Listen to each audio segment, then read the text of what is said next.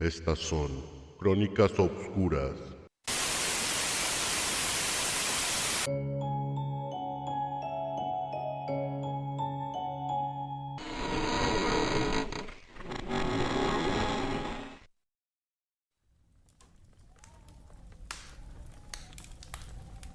Esta fría noche les platicaré de un sujeto carente de conciencia, carente de sentimientos y carente de amor propio y al prójimo. Supo guardar las apariencias y se las arregló para llevar una doble vida. Después de él, nadie volvería a ver a los payasos de la misma manera. Su nombre, John Wayne Gacy, mejor conocido como Pogo el payaso. Sentenciado a muerte por inyección letal, por secuestro, violación y fue el autor de 33 asesinatos en los Estados Unidos. Nació el día 17 de marzo de 1942 en Chicago, Illinois. Fue el único hijo varón y el segundo de 3 hijos nacidos. Su padre era un veterano de la Segunda Guerra Mundial, el cual era alcohólico y lo golpeaba constantemente. El pequeño Johnny, como su madre lo llamaba, era muy apegado a ella y a sus 2 hermanas, las cuales sufrían de violencia doméstica, pues su padre acostumbraba pasar las tardes en el sótano. Subía las escaleras bajo la influencia del alcohol, solo para repartir una dosis de cinturonazos a su hijo. Pero el maltrato no solo era físico, sino también verbal. Mientras que al mismo tiempo de repartir cuerazos al cuerpo de Johnny, lo sobajaba llamándolo gordo maricón.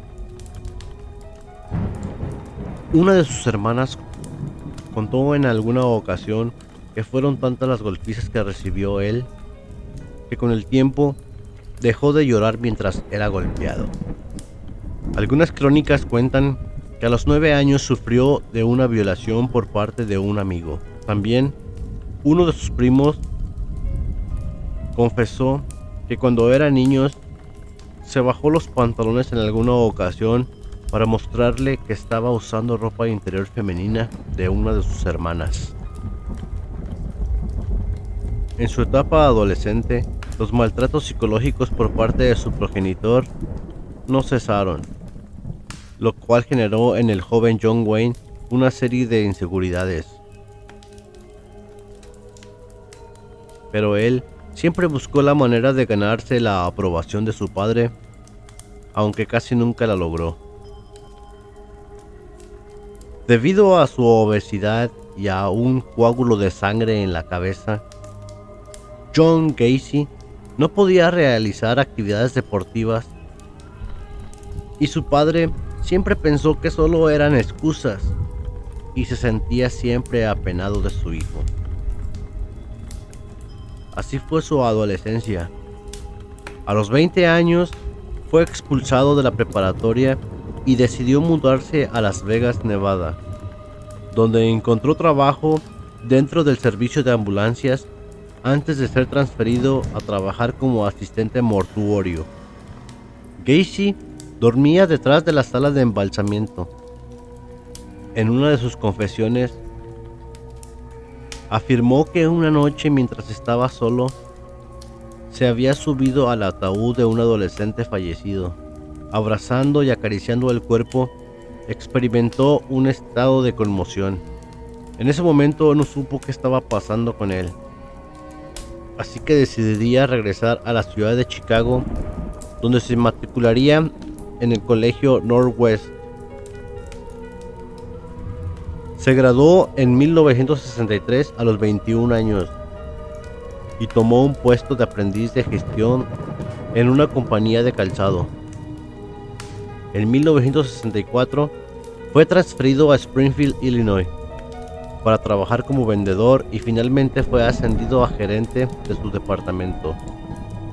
Fue ahí donde conoció a Marlene Myers.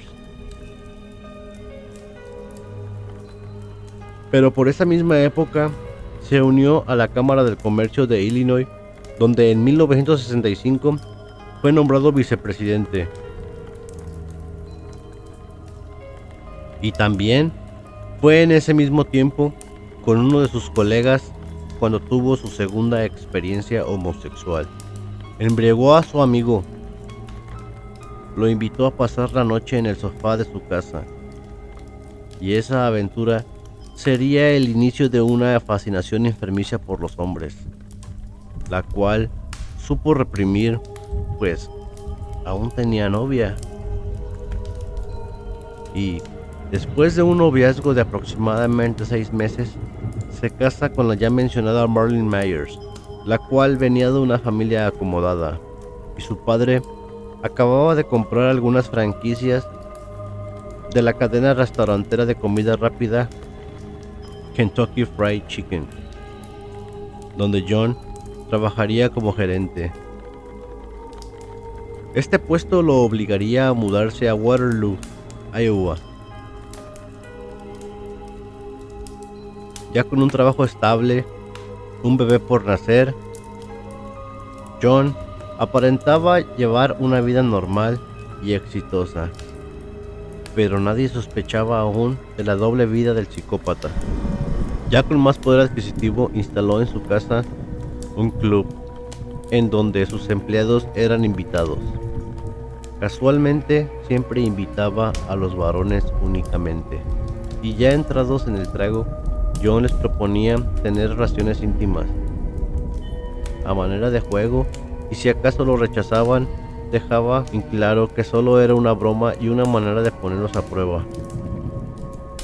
En la Cámara de Comercio comenzó a participar en intercambios de pareja, comenzó a usar drogas y también se hizo adicto a la pornografía. En poco tiempo, John Wayne Gacy sería calificado como una persona exitosa. En pocas palabras, llevaba una vida perfecta. Pero las cosas comenzarían a retorcerse cuando abusó de los hijos de un colega de la Cámara del Comercio. Era un chico de 15 años llamado Donald Burgess, el cual fue forzado por John a practicarle sexo oral. El chico le platicó lo sucedido a su padre, el cual, como era de esperarse, hizo el reporte policíaco. Fue aquí cuando John cae por primera vez a prisión bajo el cargo de sodomía. Fue sentenciado a 10 años, pero increíblemente salió luego de 18 meses por su buena conducta. En esos 18 meses que estuvo en prisión, su esposa le pidió el divorcio y nunca más volvería a ver a sus hijos. Por si fuera poco, su padre murió de cirrosis ese mismo año. Salió de prisión el 18 de junio de 1970, bajo libertad condicional. Este se dirigió a la ciudad de Chicago, donde se dedicaría por cuenta propia a la construcción y remodelación de casas. Gacy era en apariencia un buen sujeto, un buen ciudadano y un contratista exitoso. Pero poco tiempo después, el 12 de febrero de 1971, volvió a ser acusado de un ataque sexual a un adolescente. Fue arrestado pero no fue condenado, ya que la víctima no se presentó en la corte. En junio de 1972, disfrazado como un agente policíaco, intentó convencer a un joven, el cual de inmediato lo reportó a las autoridades. Gacy era nuevamente arrestado, pero una vez más la suerte estaba del lado del futuro asesino. Las autoridades desestimaron el caso luego de que el joven afectado trató de chantajear a Gacy para que los cargos fueran retirados. En ese tiempo, el agresor sexual se casaría nuevamente en junio de 1972. y prosperaría cada vez más en su negocio de construcción, en la cual contrataba a jóvenes varones.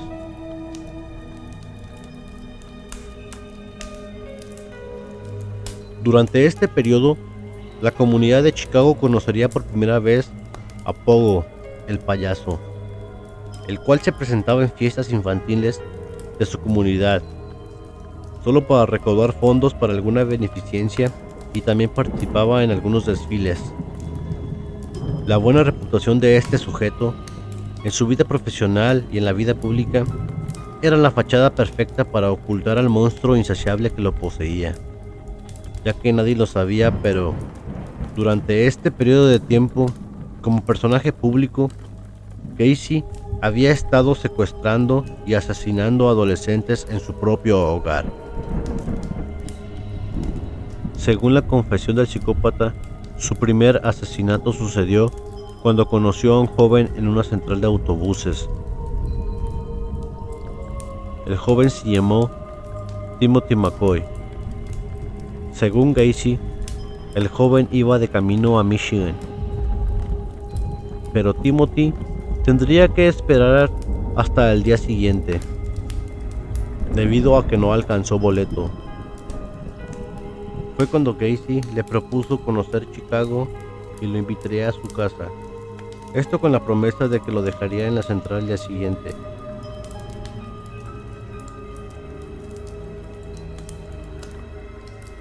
La versión que contó Gacy durante el interrogatorio fue que despertó en la madrugada.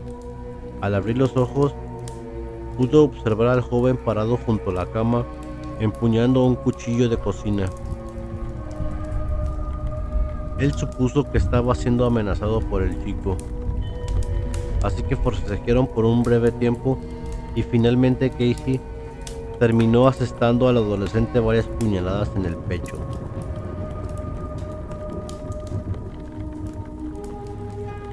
Después de asesinar al joven, se dio cuenta que el cuchillo que sostenía era porque éste le había preparado el desayuno. Lo perturbador del asunto es que Gacy también confesó que mientras asestaba cuchilladas a su invitado, experimentó una sensación de clímax. Lo único que yo les puedo asegurar de esta historia es que después del asesinato, lo llevó al sótano, lo sepultó bajo los cimientos de su propia casa. Y después de esa experiencia, se desencadenaría una serie de asesinatos. A partir de 1975, Gacy buscaría de manera más frecuente tener encuentros homosexuales con jóvenes adolescentes, aprovechándose de los muchos jóvenes que tenía trabajando para su compañía de construcción. En julio de ese mismo año, este asesino atrajo a John Butkovich, de 17 años. El joven Butkovich, molesto por el atraso de un salario, se dirigió al domicilio de Gacy. Este lo invitó a pasar a su casa y se las ingenió para esposar al chico, y ya esposado, comenzó el estrupo. Y después tomó una soga y lo estranguló. El cadáver de Butkovich y el de McCoy compartirían sepultura. En el año de 1976, su esposa se divorciaría de él, ya que le encontraría una colección de pornografía de homosexuales. Al confrontarlo, Gacy confesaría su orientación sexual. Ella prefirió alejarse, pero esto hizo empeorar la situación. Los homicidios y violaciones de este individuo se volvieron cada vez más frecuentes. Varios homicidios, con tan solo un par de meses de diferencia, empezaron a tener lugar. Entre 1976 y 1977 fue la época más oscura de la historia de Gacy. Este aumentó su colección de cadáveres, incluyendo adolescentes de hasta 14 años de edad. Los reportes de desapariciones llamaron la atención de la policía. No fue sino hasta diciembre de 1977 cuando Gacy secuestró a punta de pistola a un hombre de 19 años llamado Robert Donnelly, al cual llevó a su casa para violarlo y después liberarlo. Este presentó una denuncia, pero Gacy alegó que todo había sido consensuado, y la policía no investigó más. Ni siquiera se percataron de los antecedentes criminales del psicópata. En 1978, Gacy volvería a atacar, esta vez a Jeffrey Rignall, de 26 años, y repitió el mismo proceso. Y después de adormecerlo con cloroformo, lo abandonó en un parque.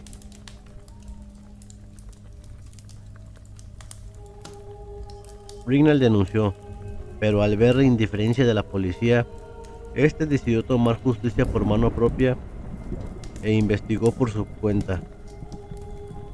Entregó a la policía una serie de evidencias en contra de Gacy, y fue hasta este momento cuando la policía se tomó el caso en serio y enjuiciarían a Gacy.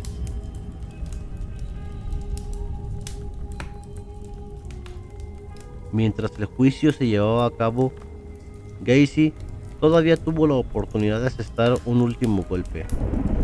Esta vez fue un chico de 15 años llamado Robert Peace. Robert trabajaba en una farmacia donde conoce a Gacy. Él le habló que contrataba jóvenes para su empresa de construcción. Después de que este hablara con su madre por teléfono acerca de cambiar de trabajo, nunca más volvió a casa. La policía contactó a John Wayne al haber sido la última persona en hablar con el chico, pero este dijo que no sabía nada.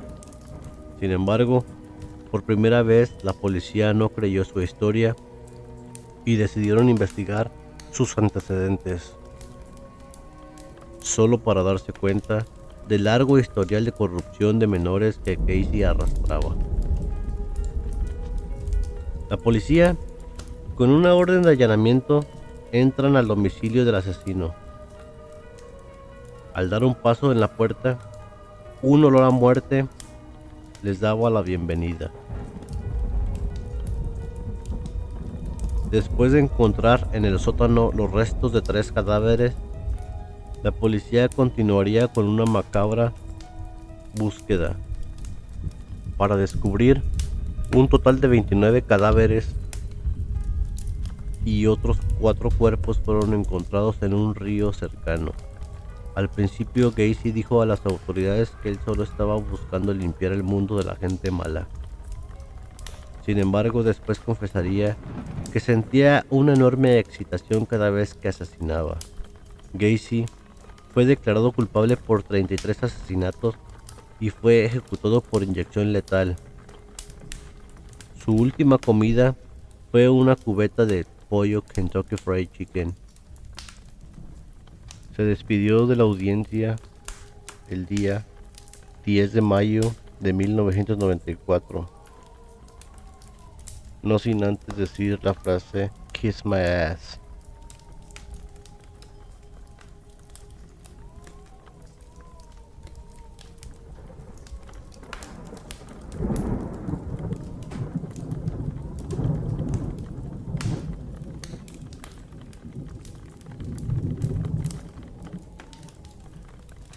Al conocer la vida de este psicópata, nos damos cuenta que desde su infancia ya estaba sometido a una serie de antivalores.